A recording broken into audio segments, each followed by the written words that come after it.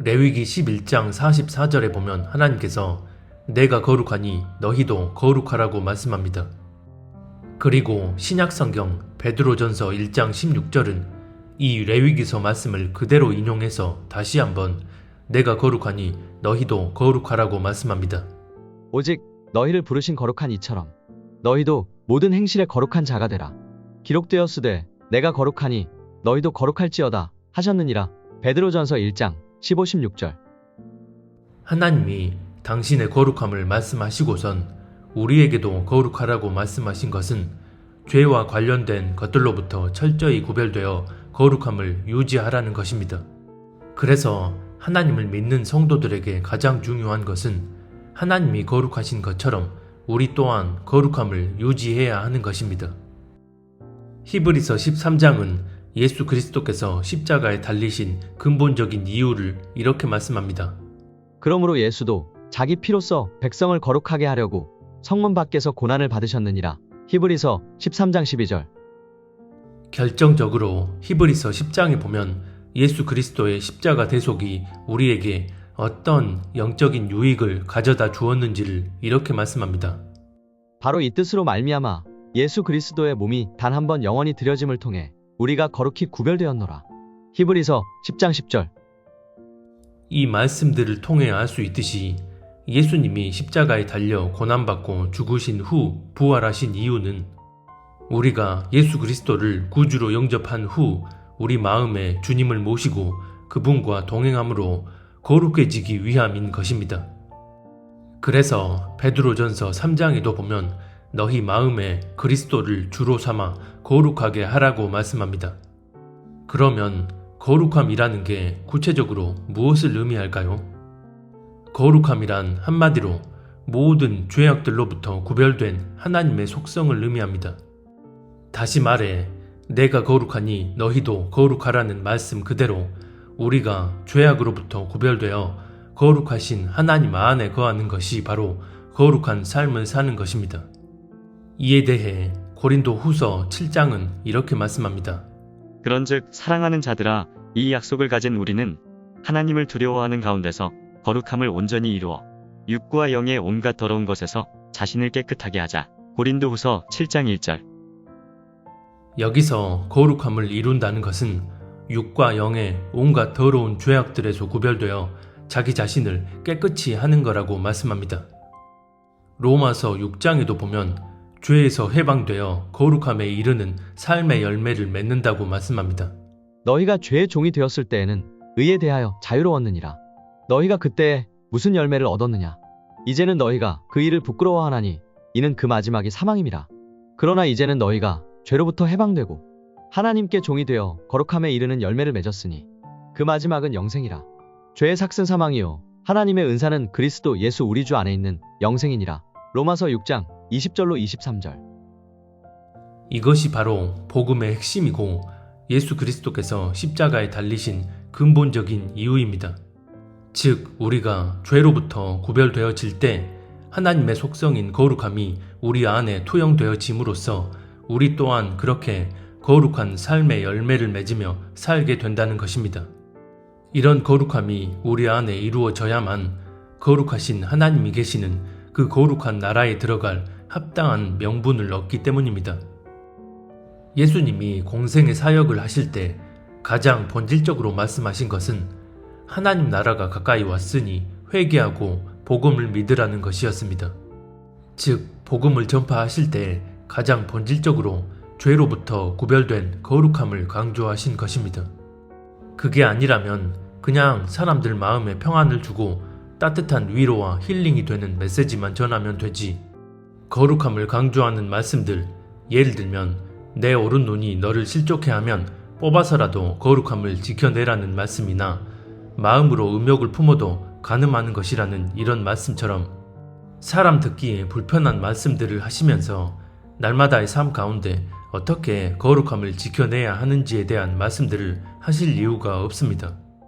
그래서 본질은 우리가 하나님 앞에 거룩함을 지켜내는 것이고, 그런 거룩함을 지켜내는 가운데 누군가 죄를 범하고 회개하면 용서하라는 말씀이나 내 이웃을 내 몸처럼 사랑하라는 말씀을 하시므로 거룩함 안에 그런 것들이 뒤따라오게 되는 것입니다. 이런 거룩함이 온전히 유지되는 가운데 서로 교제하고 섬기는 행위가 드러나야 되는 것입니다. 그러면 거룩함을 유지해 나가기 위해선 어떻게 해야 할까요?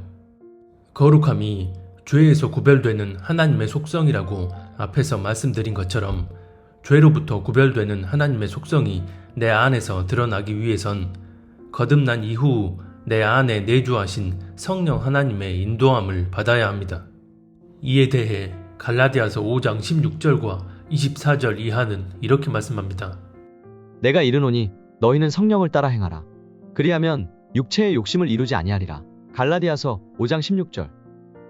그리스도 예수의 사람들은 육체와 함께 그 정욕과 탐심을 십자가에 못 박았느니라.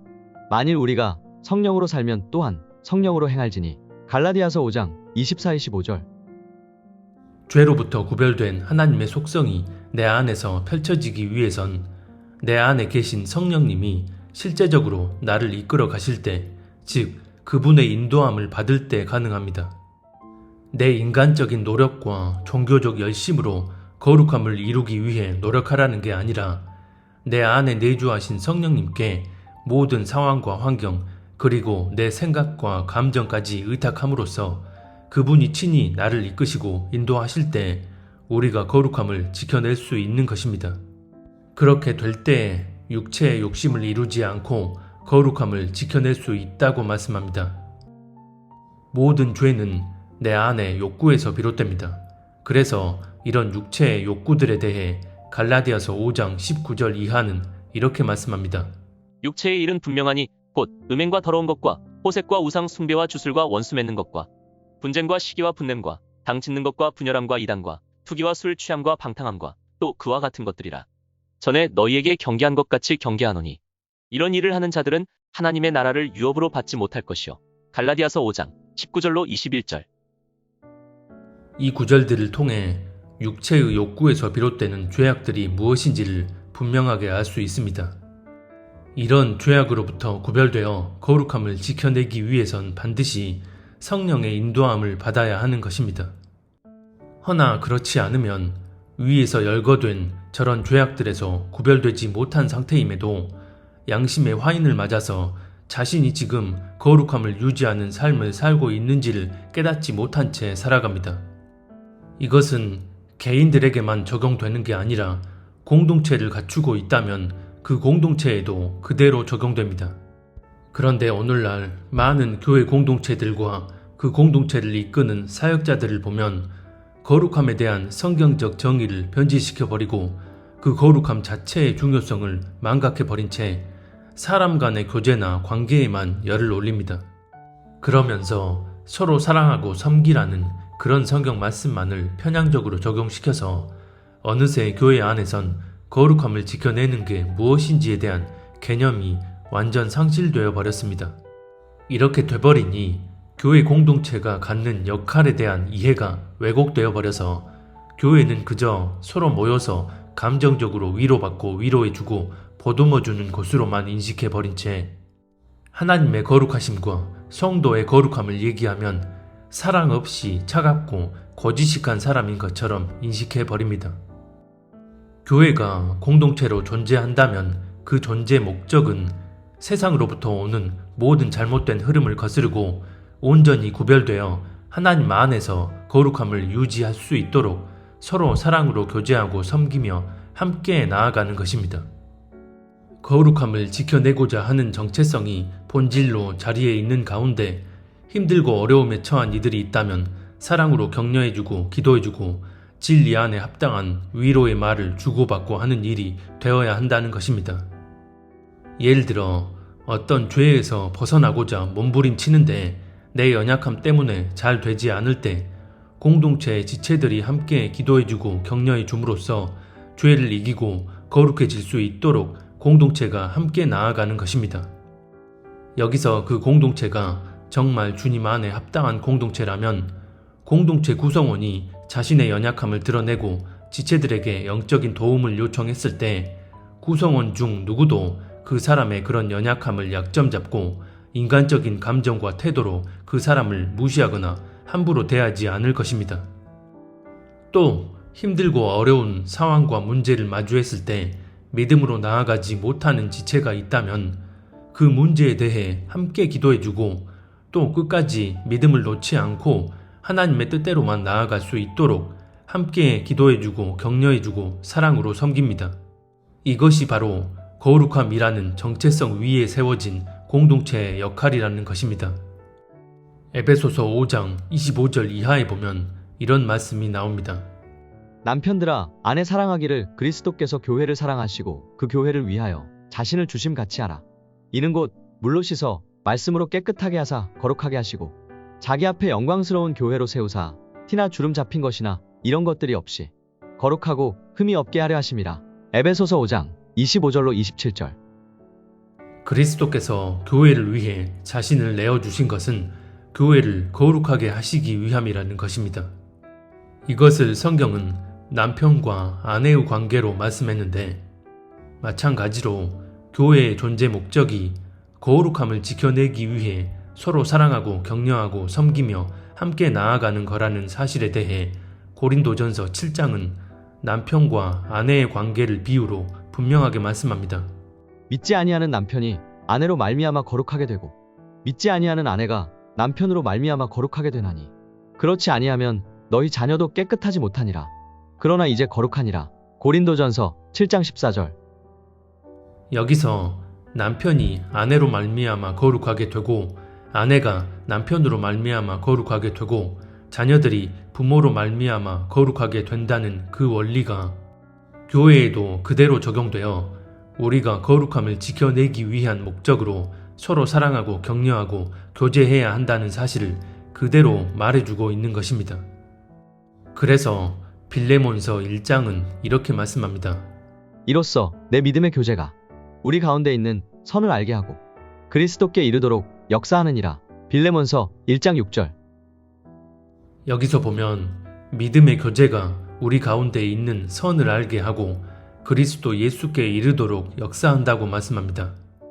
즉 우리가 서로 교제하는 목적은 우리 가운데 있는 선을 알게 하고 예수님께 이르도록 역사하기 위함이라는 것입니다. 여기서 우리 가운데 있는 선이란 표현을 킹제임스 흠정역에서는 그리스도 예수님 안에서 너희 안에 있는 모든 선한 것이라고 표현했습니다. 한마디로 너희 안에 있는 선한 것이란 너희 안에 있는 거룩함이라는 것입니다. 그래서 디모데후서 2장은 또 이렇게 말씀합니다. 그러므로 사람이 이런 것들로부터 자기를 깨끗하게 하면 존귀에 이르는 그릇 곧 거룩히 구별되어 주인이 쓰기에 합당하며 모든 선한 일에 예비된 그릇이 되리라. 디모데후서 2장 21절. 우리가 우리 자신을 깨끗이 함으로 거룩함이 유지되어질 때 주님이 뜻하시는 선한 일을 행할 수 있는 합당한 그릇이 된다는 것입니다. 그렇다면 이 구절들의 의미를 그대로 이어서 성경이 말씀하는 교회의 존재적 본질은 그리스도의 몸이라는 인식에서 출발합니다. 그래서 내가 거룩하니 너희도 거룩하라는 말씀 그대로 거룩함이 교회의 본질적 정체성이 되어야 하고 교회가 정녕 그리스도의 몸의 일부로서 그 정체성을 분명히 하고 있다는 것은 반드시 거룩함이 본질로 자리하고 있다는 의미가 됩니다. 그런 거룩함이라는 본질적 정체성 아래 복음을 전하고 구제, 봉사, 섬김 등이 이루어져야 한다는 것입니다. 즉, 교회에게 있어서 거룩함이 정체성이고 복음 전도나 섬김, 교제 등은 교회의 역할이라는 것입니다. 하지만 오늘날 교회들을 보면 정체성과 역할을 혼동해 버리고서 거룩함이라는 정체성을 망각한 채 교회의 역할을 정체성으로 여기며 잘못된 방향으로 나아가는 것을 봅니다. 그래서 복음 전도한다는 명목하에 불신자들에게 하나님을 믿으면 하는 일도 다 잘 풀리고 물질의 축복도 받고 만사 형통한다 라는 식의 이상한 복음을 전합니다. 교회가 거룩함이라는 정체성을 잃어버리고서도 섬기고 교제하고 위로하고 다독여주며 빛과 소금의 역할을 다하고 있다 여긴다면 이 상황이 바로 계시록 2장 18절 이하의 두아디라 교회가 사랑과 믿음과 섬김과 인내의 행위가 많았지만 거룩함을 저버린 그 행위 하나로 하나님 앞에 큰 책망을 받게 된 그 경우인 것입니다. 하지만 많은 교회들이 하나님보다 사람에게 초점이 맞춰져 버린 채 교회는 무조건 사람 듣기에 좋은 말들만 넘쳐나야 하고 서로 무조건 그 정도 죄는 하나님이 다 품어주시니까 괜찮아, 하나님은 널 사랑하셔 라고 말을 해줘야 하고, 여전히 죄를 즐기며 그 죄 안에 거하고 있음에도 그런 사람들도 보듬어주며 함께 교제하고 나아가야 하는 게 마치 당연한 성경적인 사랑인 것처럼 여깁니다.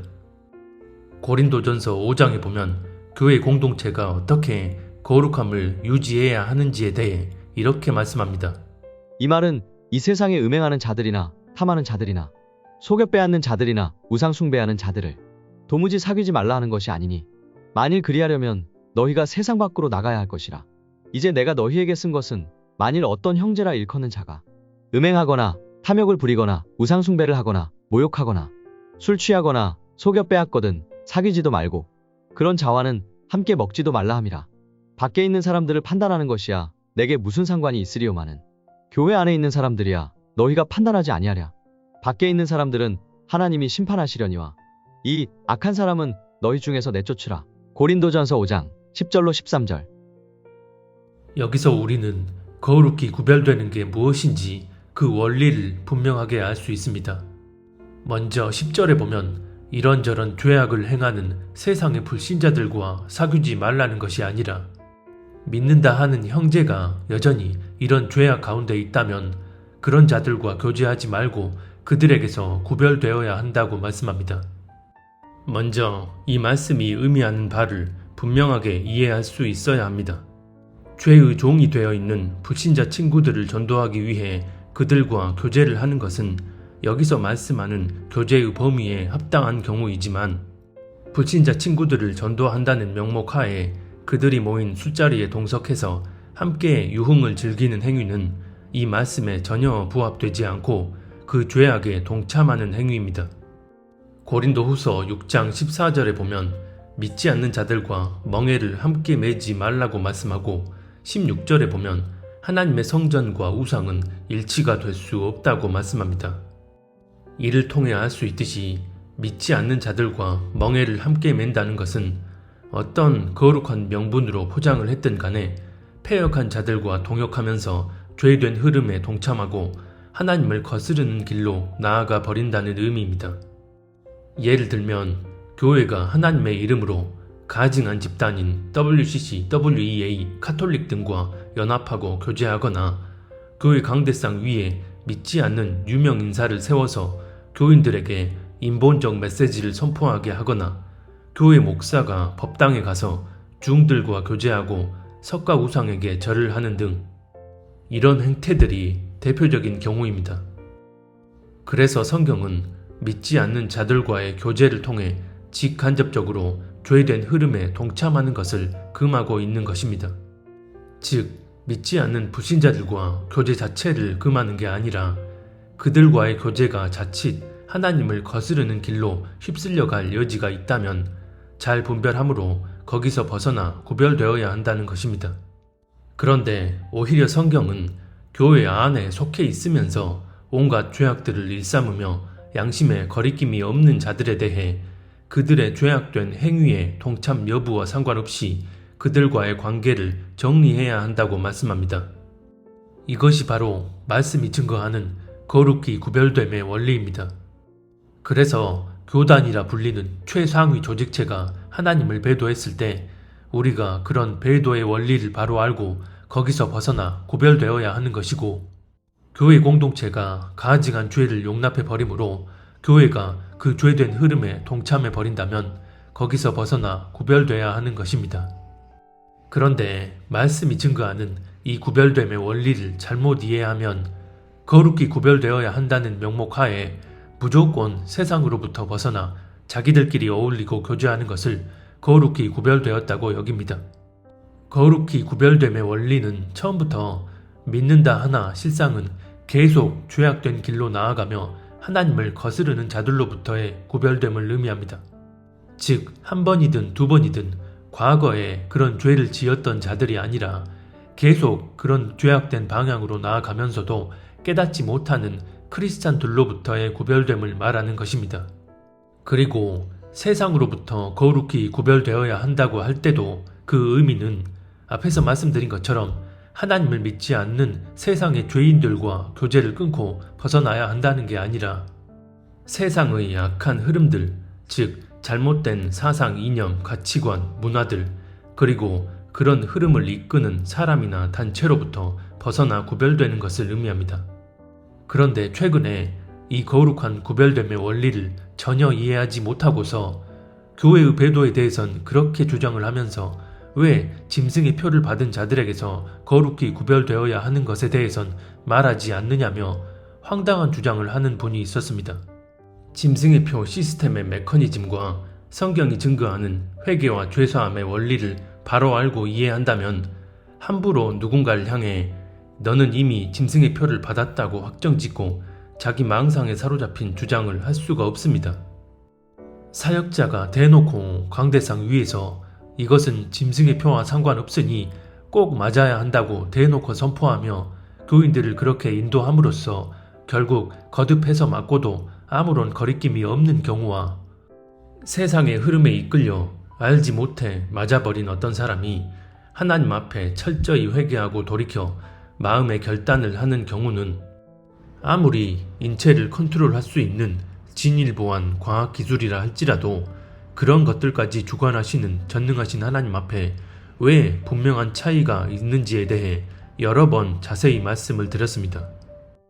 그래서 우리가 이 문제에 관해 거룩히 구별되어야 하는 경우는 사역자나 공동체가 이런 식으로 분별력 없이 세상의 미혹된 흐름으로 나아가고 그걸 부추기면서도 거리낌도 없고 오히려 맞지 않은 자들을 멸시하고 업신여길 때 이런 사역자나 단체로부터 벗어나 거룩히 구별되어야 하는 것입니다.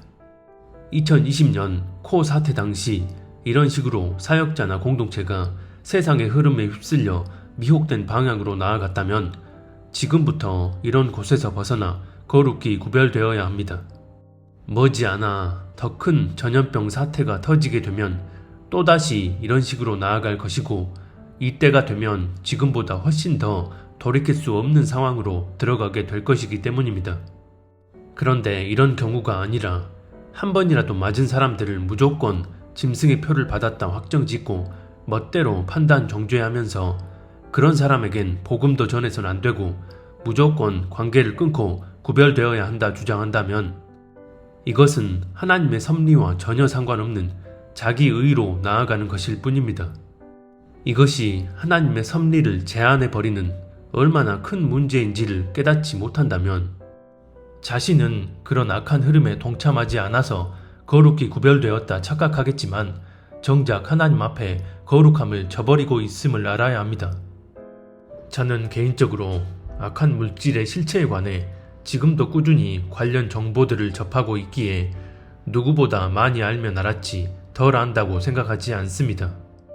허나 아무리 이 시대에 관한 그런 지식과 정보를 많이 알고 그런 것들을 통해 우리가 깨어있고 시대를 바르게 분별하는 것은 중요하지만 그것이 모든 것을 주관하시는 하나님의 섭리 밖을 벗어나서는 안 됩니다.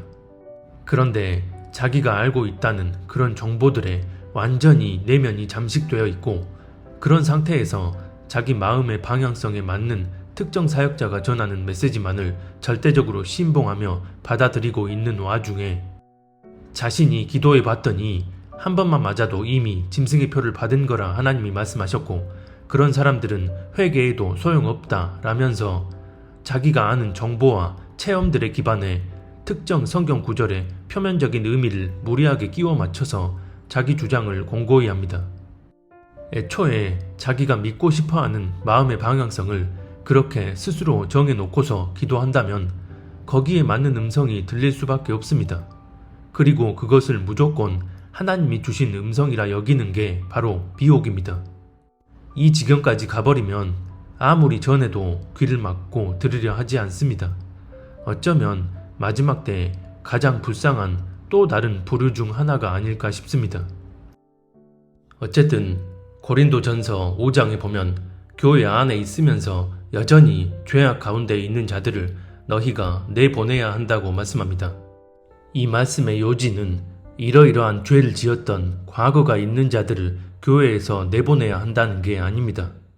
여전히 이러이러한 죄를 짓고도 그 죄를 끊으려 하지 않는 자들을 교회 안에 받아들이고 용납해 버림으로써 거룩함을 저버려서는 안 된다는 것입니다.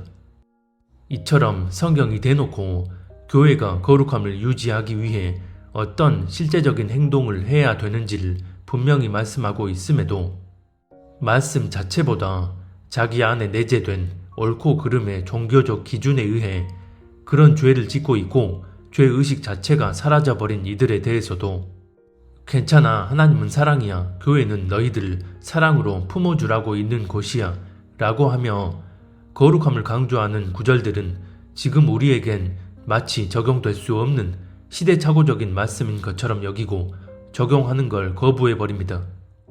개교의 차원에서 지금 이런 변질된 복음의 방향성으로 나아가고 있고, 그런 교회를 이끄는 사역자들은 동료 목사들끼리 서로 교제하고 연합하는 것이 무슨 사역의 필수 덕목인 것처럼 여기고, 이런 변질된 복음의 방향성이 한 사람 한 사람의 내면에 심겨지고 그런 사람들이 모여서 조직을 형성하고 그런 조직이 교단을 갖추고 그런 교단들이 그럴싸한 명분을 가지고 온갖 잡스런 집단들과 연합하고 교제하는 것을 마치 하나님의 일인 것처럼 인식해 버립니다. 한마디로 총체적인 난국입니다. 성경은 교회가 그리스도의 몸된 지체라고 말씀하셨지만 이 말씀이 꼭 눈에 보이는 유형의 공동체를 통해 모든 하나님의 섭리가 이루어진다는 의미가 아닙니다. 앞에서 얘기한 것처럼 교회가 그리스도의 몸된 교회가 맞다면 교회는 반드시 거룩함을 유지해야 하고, 교회 공동체가 그렇게 하지 못한다면 성경은 아주 단호하게 하나님의 공의의 섭리를 말씀하십니다. 그러므로 회개에 합당한 열매를 맺고 속으로 아브라함이 우리 조상이라 말하지 말라. 내가 너희에게 이르노니 하나님이 능히 이 돌들로도 아브라함의 자손이 되게 하시리라. 누가복음 3장 8절.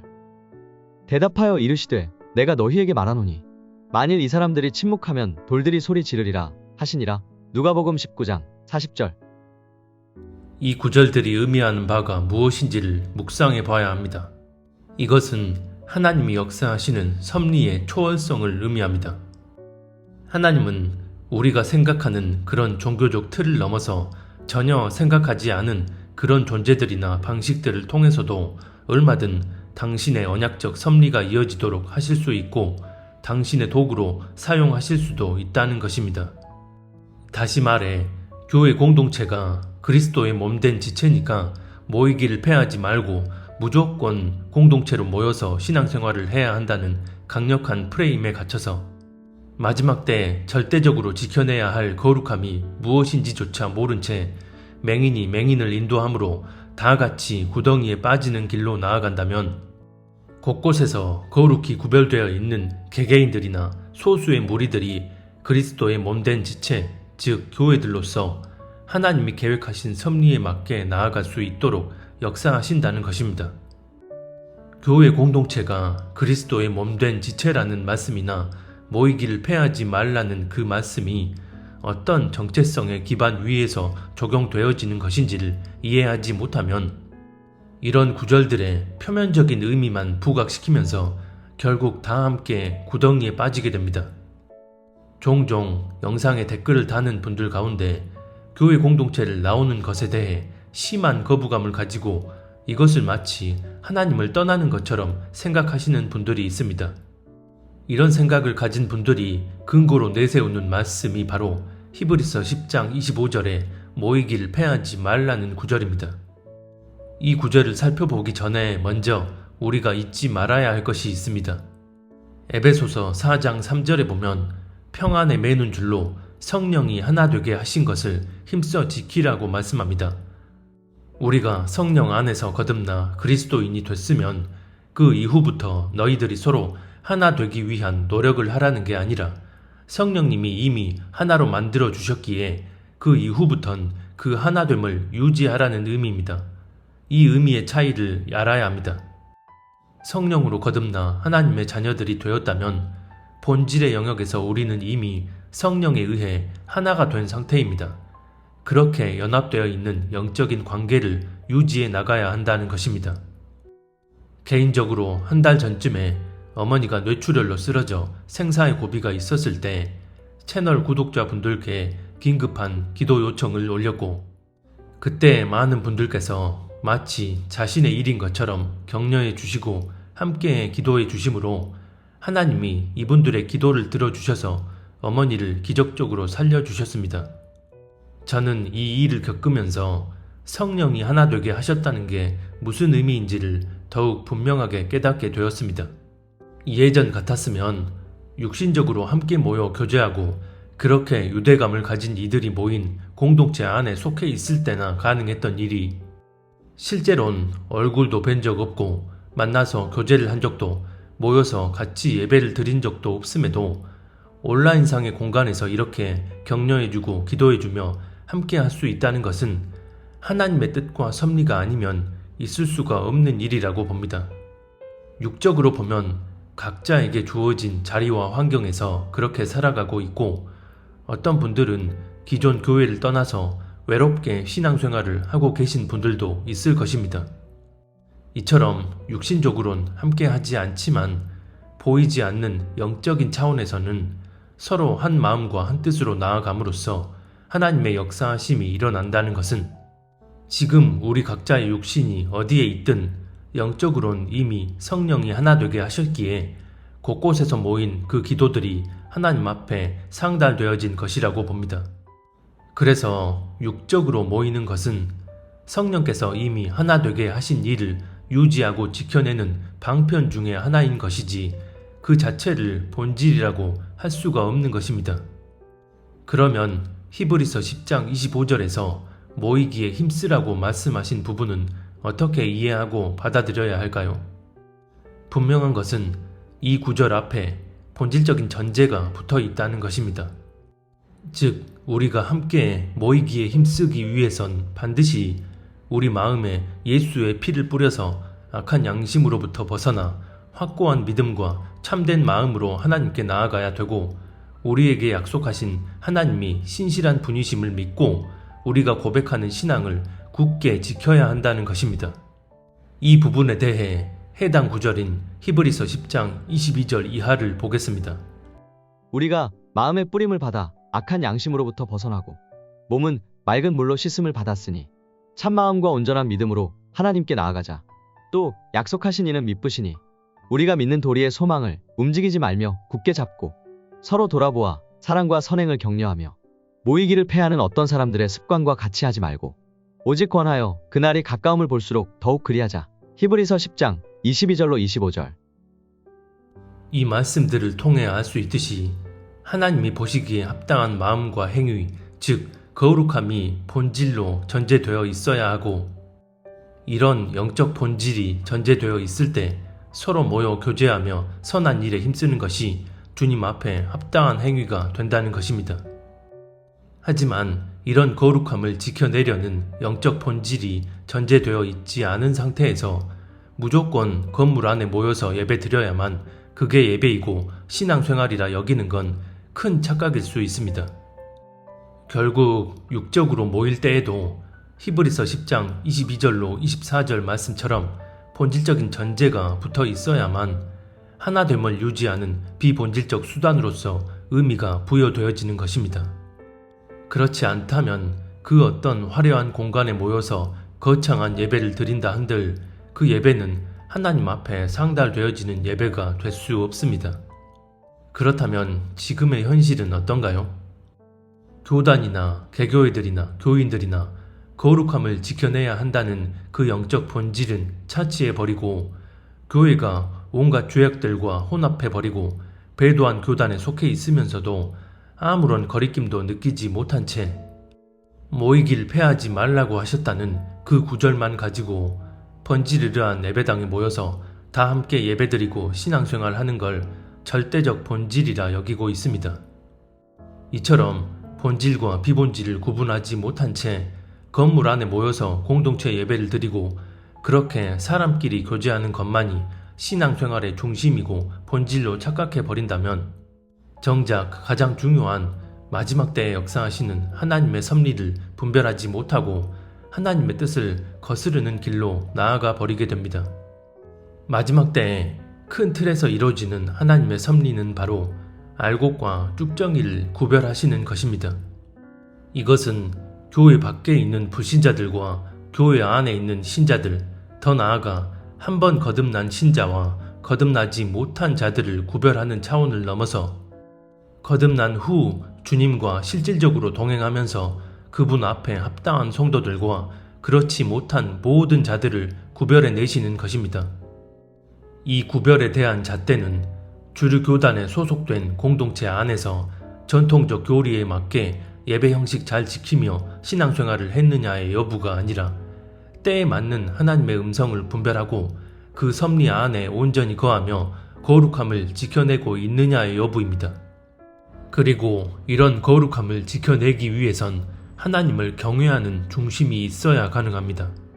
그래서 고린도 후서 7장 1절 말씀처럼 하나님을 두려워하는, 즉 경외하는 가운데서 거룩함을 온전히 이루어 육과 영의 온갖 더러운 것에서 자신을 깨끗하게 해야 하는 것입니다.